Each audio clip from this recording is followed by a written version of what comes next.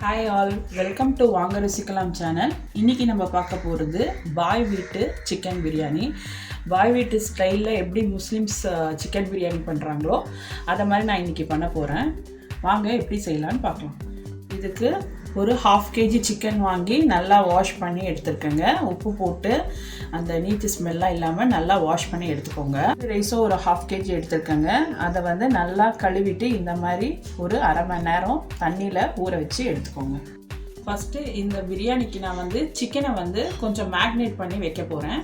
அந்த மாதிரி ஏன் பண்ணுறோன்னா சிக்கன் வந்து சீக்கிரமாக வெந்துடும், அப்புறம் நல்லா உள்ள சாஃப்டாகவும் இருக்கும்.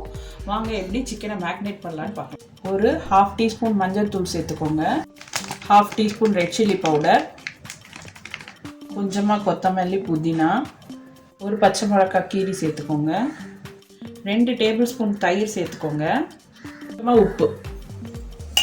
இதெல்லாம் நல்லா பிசைஞ்சிக்கணும். இதை நல்லா இந்த மாதிரி மேக்னேட் பண்ணிட்டேங்க. இப்போ இது வந்து ஒரு 1/2 an hour வந்து நான் ரெஸ்டிங் டைம். பிரியாணிக்கு வந்து நம்ம வந்து ஒரு மசாலா பவுட்ரு பண்ண போகிறோம். இதை ஹோல் ஸ்பைசஸை அப்படியே நம்ம பவுடராக பண்ணிக்க போகிறோம். இதுதான் அவங்களுடைய பிரியாணியில் வந்து நிறைய ஃப்ளேவர் கொடுக்கும். பாய்வீட்டு பிரியாணிலலாம் ஒரு ஃப்ளேவர் கொடுக்குறது இதனால தான். இதுக்கு வந்து நான் 2 மராட்டி மொகு, 3 துண்டு பட்டை, 4 ஏலக்காய், 4 கிராம்பு, 1 டீஸ்பூன் கசகசா, இதை வந்து நான் இப்போ வெறும் வாணலியில் ட்ரை ரோஸ்ட் பண்ணி பொடி பண்ண போகிறேன். இப்போ ஒரு பேன் எடுத்து அதில் இதெல்லாம் போட்டுக்கலாம். போட்டுட்டு நல்லா ரோஸ்ட் பண்ணிக்கலாம். பாருங்கள், இதுதான் வந்து ஹோல் ஸ்பைஸ் மசாலா பவுடரு. இதை வந்து நல்லா ரோஸ்ட் பண்ணிக்கோங்க. பண்ணிவிட்டு கொஞ்ச நேரம் ஆறின அப்புறம் நம்ம இதை பொடி பண்ணிக்கலாம். சோம்பு மறந்துட்டுங்க, அது ஒரு 1/2 teaspoon சேர்த்துக்கிறேன். பாருங்கள், இந்த அளவுக்கு வறுத்துக்கிட்டா போகிறோம். கசகசாவோட கலர்லாம் மாறிடுச்சு பாருங்கள். ஸோ இப்போ வந்து நம்ம ஸ்டவ் ஸ்விட்ச் ஆஃப் பண்ணிவிட்டு ஆற விட்டு அரைச்சிட்டோம். இந்த பிரியாணிக்கு நான் ஒரு 3 வெங்காயம் எடுத்திருக்கேன். இந்த மாதிரி ஸ்லைஸ் பண்ணி எடுத்துக்கோங்க. 3 சின்ன தக்காளி இந்த மாதிரி கட் பண்ணி எடுத்திருக்கேன். கொஞ்சம் கொத்தமல்லி, கொஞ்சம் புதினா. இதுக்கு வந்து 4 பச்சை மிளகாய் சேர்க்க போகிறேங்க. இந்த பிரியாணி வந்து ஃபுல் அண்ட் ஃபுல் பச்சை மிளகாய் காரம் தான் இருக்கும். நம்ம ரெட் சில்லி பவுடர் 1 டீஸ்பூன் அப்படி தான் போட போகிறோம். உங்கள் காரத்துக்கு ஏற்ற மாதிரி நீங்கள் பச்சை மிளகாய் கூட்டியோ இல்லை குறைவாவோ எடுத்துக்கோங்க. இந்த பவுடர் வந்து பாருங்கள், இந்த ஹோல் ஸ்பைசஸை நான் இந்த மாதிரி அரைச்சி எடுத்துகிட்ருக்கேன். பிரியாணி செய்யலாங்க. நான் இந்த மாதிரி ஒரு அடிகனமான பாத்திரம் எடுத்துருக்கேங்க. உங்ககிட்ட இந்த மாதிரி வெசல் இல்லைன்னா நீங்கள் வந்து குக்கர்லேயே இதே பிரியாணியை பண்ணலாம். இப்போ நான் இதில் ஒரு 3 குழிக்கரண்டி எண்ணெய் ஊற்றிருக்கேங்க. நான் வந்து நெய் சேர்க்கலை. உங்களுக்கு வேணால் நீங்கள் நெய் சேர்த்துக்கலாம். நான் வந்து வெறும் ரீஃபைண்ட் ஆயில் மட்டும் 3 குழிக்கரண்டி சேர்த்துருக்கேன். நல்லா காஞ்ச உடனே ஃபஸ்ட்டு நம்ம ஆனியன் தாங்க சேர்த்துக்கணும்.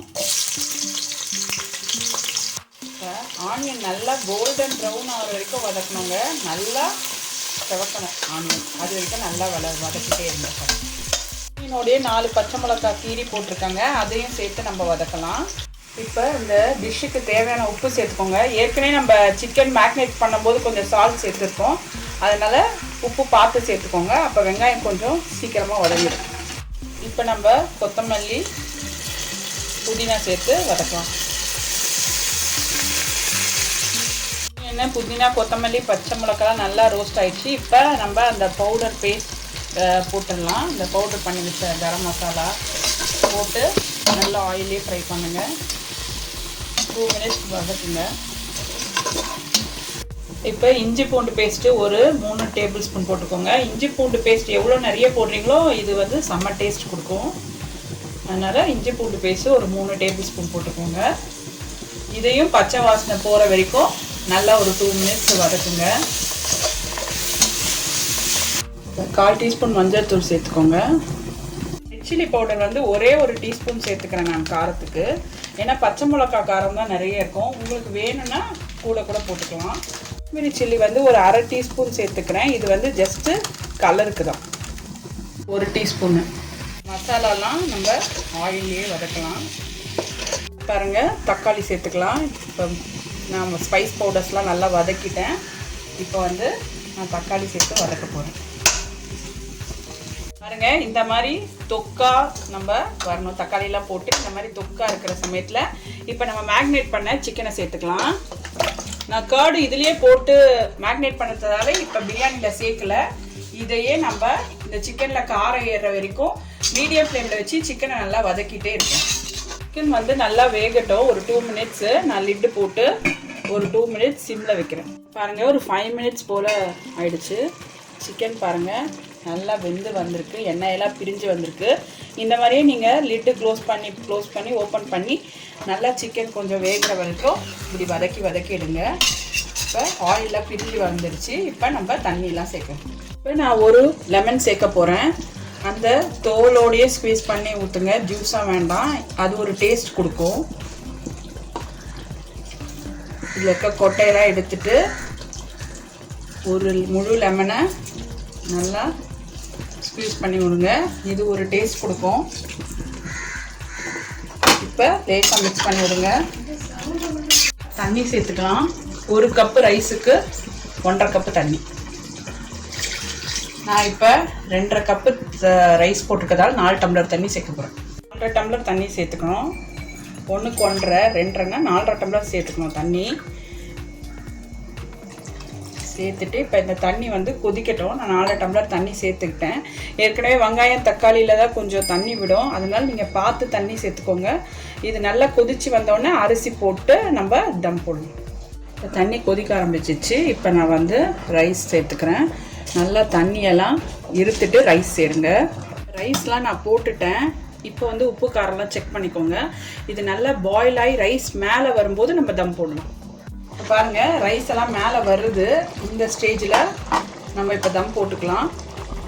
கொஞ்சம் புதினாவும் கொத்தமல்லியும் மேலே தூவிக்கிறேன். தூவிக்கிட்டு இப்போ தீயை ரொம்ப மீடியம் ஃப்ளேமில் வச்சுட்டு, என்கிட்ட ஃபாயில் பேப்பர் இருக்குது, அதை வச்சு நான் தம் போடுறேன். ஃபாயில் பேப்பர் இல்லைனாலும் பரவாயில்ல.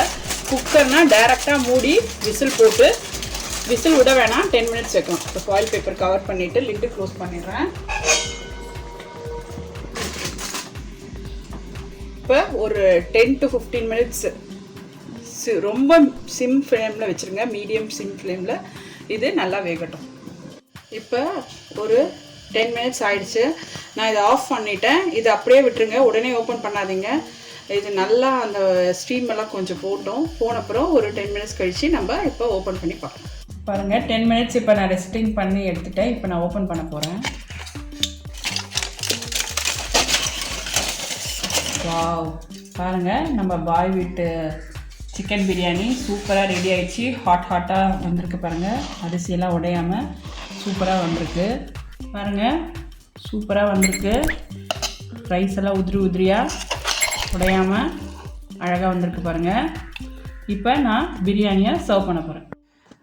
பாருங்கள், பாய்வீட்டு சிக்கன் பிரியாணி வந்து சர்வ் பண்ணிட்டேன். லெக் பீஸோட, அப்புறம் பச்சடி, எக்கு, இதோட சும்மா அருமையாக அட்டகாசமாக வந்திருக்கு. நீங்களும் இந்த டிஷ்ஷை உங்கள் வீட்டில் ட்ரை பண்ணுங்கள். நம்ம சேனலை சப்ஸ்கிரைப் பண்ணுங்கள். உங்கள் ஃப்ரெண்ட்ஸோட நம்ம சேனலை ஷேர் பண்ணுங்கள். தேங்க்ஸ் ஃபார் வாட்சிங்.